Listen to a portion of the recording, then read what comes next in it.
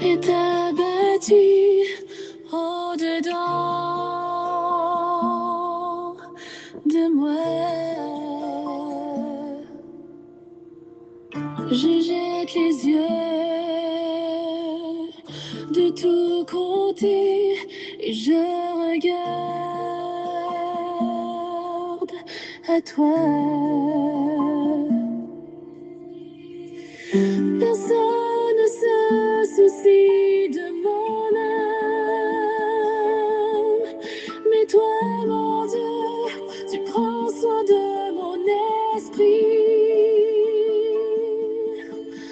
de ma voix. Je crie à l'Éternel, de ma voix. Je supplie l'Éternel, je présente ma requête devant lui. Éternel, c'est vers toi que je crie. Bonjour, bonsoir, mesdames et messieurs, chers amis, chers et frères bien-aimés, compagnons de prière, amis de partout, amis de toujours, contemporains de la foi, fêtant du mois d'août. Comment nous, comment nous kembe, amis de toutes catégories, collaborateurs de toutes sortes, moi, souhaitez-nous la paix du Seigneur, que la paix et la grâce de Dieu vous soient données en abondance, à des circonstances de toutes sortes, capables de troubler l'esprit nous, troubler le cœur nous. Oui, l'esprit peut être abattu au-dedans de nous. Mais en nous tournant vers Dieu, quand on tourne vers lui les regards, on est rayonnant de joie et le visage ne se couvre pas de honte. Voilà pourquoi j'espère que la paix et la grâce de Dieu vous sera multipliée par Jésus-Christ, notre Sauveur. À notre émission aujourd'hui, nous sommes contents d'être avec vous pour poursuivre cette émission de prière, de promotion de la vie de l'Église, promotion de l'espérance, promotion de la vie chrétienne, et promotion de vie sociale, promotion d'intercession et de toutes sortes. On a continué à collaborer dans la renaissance de l'Église adventiste de Grosse-Roche. Et pas hésiter, campagne a fini, personne ne va checker sur moi encore. Campagne fini, personne ne va checker sur moi encore. En tout cas, ou même qui te fait promesse, pas oublier, et que ou même qui peut encore contribuer, qui a l'idée ça, eh bien, toujours faire ça parce que besoin yo énorme. Pour aujourd'hui, 28 août 2025, nous avons un anniversaire unique. Je ne sais pas pour vous-même qui témoin si je dis ou un anniversaire quelconque de mariage, de baptême et surtout de naissance. Maintenant, liste nous pas recenser anniversaire pour aujourd'hui si ce n'est que un anniversaire unique, celui d'une princesse, la princesse Rebecca L. Gervais, qui fête ses 11 ans d'existence. À Dieu soit toute la gloire. Rebecca, joyeux anniversaire de la part de ta maman. Pas besoin d'imaginer tout ce que mamie peut souhaiter pour toi, Gervais.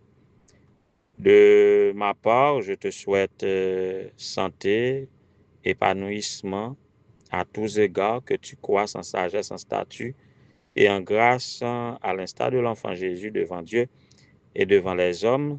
Santé totale pour toi, Gervais, d'ailleurs, et les conditions sont remplies pour que tu jouisses d'une bonne santé.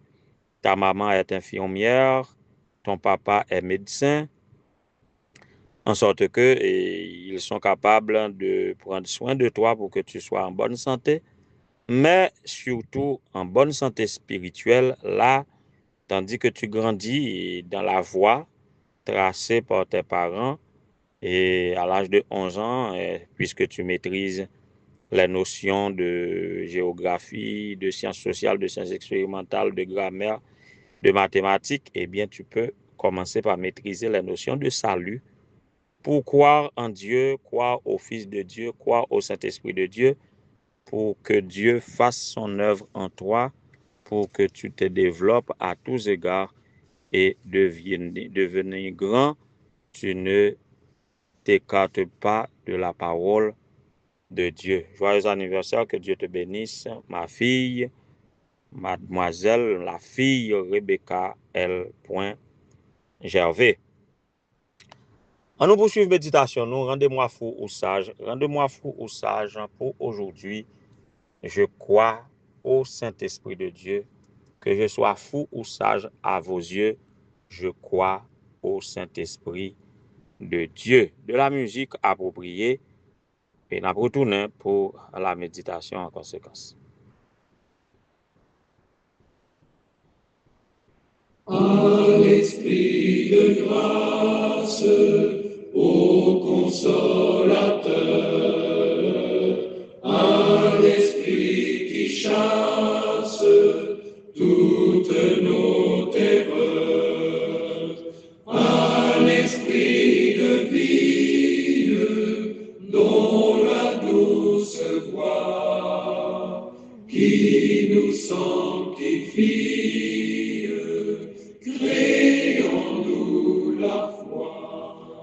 Voilà, seulement dans ce strophe, dans ce couplet ou bien dans cette strophe de musique, vous pouvez écouter pas mal de témoignages à propos du Saint-Esprit, ce que le Saint-Esprit fait en nous.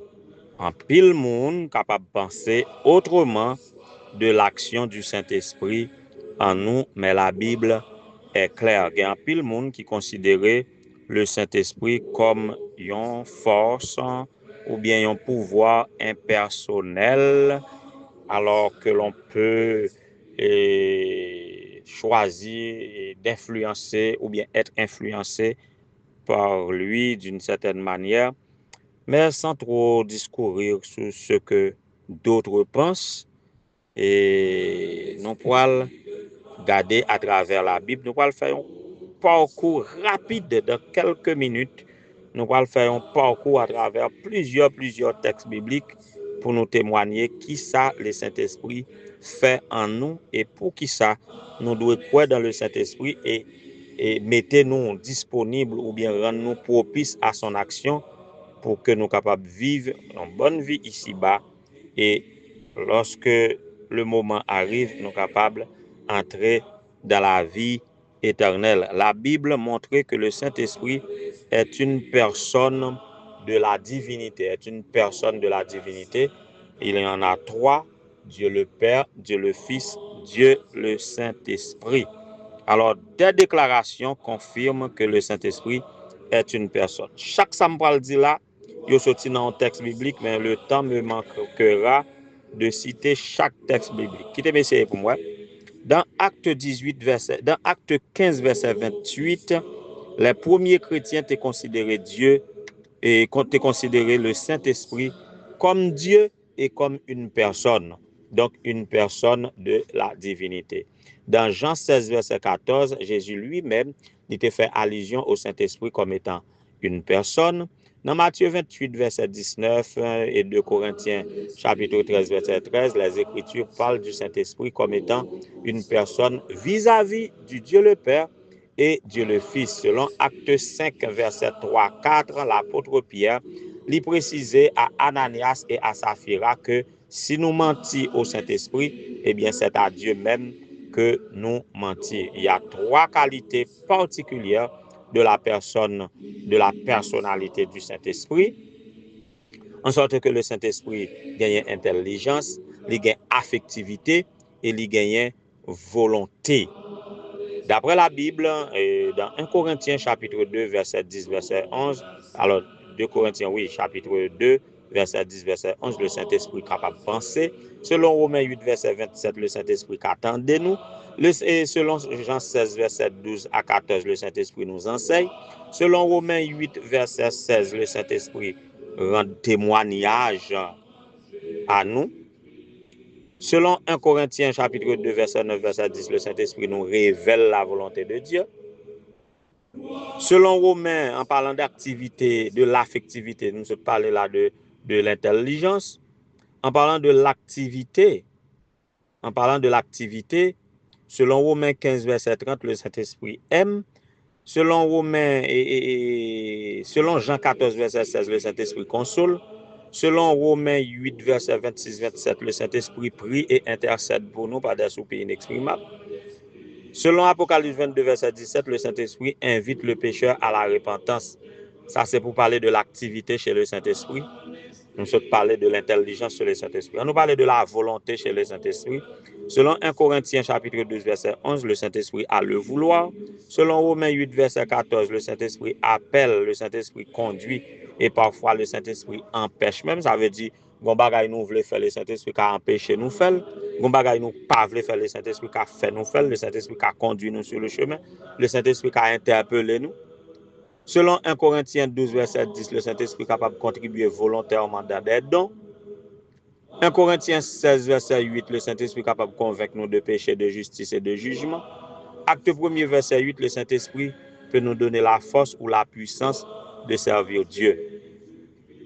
Donc, il y a des attributions essentiellement divines qui sont attribuées au Saint-Esprit. Bon, série d'attributions, c'est seulement pour Dieu, ils attribué au Saint-Esprit. Par exemple, dans Hébreux 9, verset 14, le Saint-Esprit possède l'éternité. Or, c'est seul Dieu qui possède l'éternité. Selon Psaume 139, verset 7 à 10, le Saint-Esprit est omniscient ou bien est omniprésent. Selon le psalmiste dit, où fuirai-je loin de ton esprit et où irai-je loin de ta face? Où irai-je loin de ton esprit, où fuirai-je loin de ta face? Si je monte au ciel, tu y es. Si je me couche au séjour des morts, tu voilà, etc. Donc le Saint-Esprit est omniprésent à l'égal de Dieu, et Dieu le Père, Dieu le Fils. Selon 1 Corinthiens 2, verset 10-11, le Saint-Esprit est omniscient et il sonde même les profondeurs de Dieu. Waouh! Selon Zacharie 4, verset 6, le Saint-Esprit est omnipotent. Donc, toute prérogative, toute attribut, ce sont des attributs purement divins. Alors, le Saint-Esprit possédait. Le Saint-Esprit, il était participé à la création. Selon Genèse 1, verset 2, l'Esprit de Dieu qui se mouvait au-dessus des eaux. Selon Job 33, verset 4, l'Esprit de Dieu, Job dit, l'Esprit de Dieu m'a conçu. Voyez? Donc, le Saint-Esprit prend une part active dans l'activité divine. Et le Saint-Esprit joue un rôle même dans la première venue de Jésus-Christ. Selon Luc 1er, verset 35, le Saint-Esprit viendra sur toi, pourtant le Saint-Esprit sera appelé Fils de Dieu. Voyez? Pourquoi ne pas dire Fils du Saint-Esprit? C'est que le Saint-Esprit est Dieu et les actions du Père, du Fils et du Saint-Esprit, dès la création, ce sont des actions communes. Donc, nous croyons en un seul Dieu, mais un Dieu trinitaire manifesté en Père, Fils, Saint-Esprit. Selon Matthieu 3, verset 16, le Saint-Esprit confirme le ministère public de Jésus. Le Saint-Esprit travaille en nous. Le Saint-Esprit se manifeste. Le Saint-Esprit, tout le monde qui accepte Jésus comme Seigneur et Sauveur personnel, qui accepte Dieu comme créateur de toutes choses, le Saint-Esprit qu'on travaille l'a fait dans nous. Selon Romains 8, verset 11, il permet nous de participer à la victoire du Christ. Selon Romains 8, verset 9, le Saint-Esprit capable d'œuvrer dans nous pour manifester présence. Nous pas qu'à prétendre avoir le Père, avoir le Fils, sans recevoir dans notre vie la présence du Saint-Esprit. Selon Jean 16, verset 13, c'est le Saint-Esprit qui nous guide dans toute la vérité. Ou après, même sous l'Église, si vous ne pas recevoir le baptême du Saint-Esprit, il y a une bonne action qui pas produit dans vous et par conséquent ou pas transformer parce que le Saint-Esprit c'est lui qui nous transforme à l'image de Dieu, qui nous transforme en tant qu'enfant de Dieu, en tant que pécheur, pour que les choses anciennes soient passées et que toutes choses deviennent nouvelles. Ce doit être l'œuvre du Saint-Esprit en nous. Selon Jean 14, versets 16 et 17, le Saint-Esprit siégeait en nous, il siégeait dans nos cœurs, il fait office de premier conseiller lorsque nous acceptons Jésus pour le chef de notre vie. C'est le Saint-Esprit qui nous conseille. cap conseiller comment pour nous faire ça, faire une série de monde sou l'église y a produit une série d'actions ou mettre connaître le Saint-Esprit pas dans yo et puis tout faut me dire nous ça si le Saint-Esprit pas dans ou mauvais esprit dans ou parce que l'homme pas arrêté sans être guidé, sans être habité par un esprit ou des esprits. Mais tous ceux qui acceptent Jésus comme sauveur personnel, qui plient volonté en bas, volonté bon Dieu, qui méditer sur la parole de Dieu, qui laisse transformer, nous pas gain des esprits en nous, mais nous gagnons le Saint-Esprit en nous. Selon Hébreux 10, verset 15 à 23, le Saint-Esprit a testé assurance nous, li exhorte nous pour nous capables de placer confiance dans bon Dieu, li exhorte nous à la fermeté de la foi. Ça veut dire le Saint-Esprit crée en nous la foi. Selon Romains 8, verset 22-27, le Saint-Esprit intercède pour nous par devant le Père conjointement avec le Fils. Le Saint-Esprit joue un pile rôle dans nous et dans les affaires de l'Église. Dans 1 Corinthiens chapitre 12, verset 4-7 et Éphésiens 4, verset 11-12, c'est le Saint-Esprit qui guide les affaires de l'Église.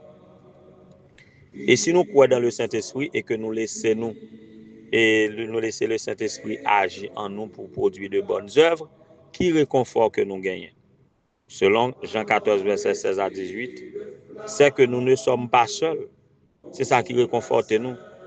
Nous ne sommes pas seuls dans les vicissitudes de la vie, dans les péripéties, sur tous les chemins de la vie. Le Saint-Esprit de Dieu habite dans nos cœurs pour nous consoler, pour nous aider, pour nous guider, pour ne pas dévier de la ligne droite, pour nous rester dans la foi. Voilà pourquoi nous devons prier le Seigneur pour nous demander, pour le baptiser nous de son Saint-Esprit. C'est seule présence utile capable de nous aider de balayer toutes sortes de scories, toutes sortes de sorcelleries, toutes sortes de chanalités, afin d'être victorieux au jour de notre Seigneur et Sauveur Jésus-Christ. Voilà pourquoi, rendez-moi fou ou sage, je crois au Saint-Esprit et je veux ouvrir mon cœur pour que je sois capable de bénéficier de toutes les actions du Saint-Esprit.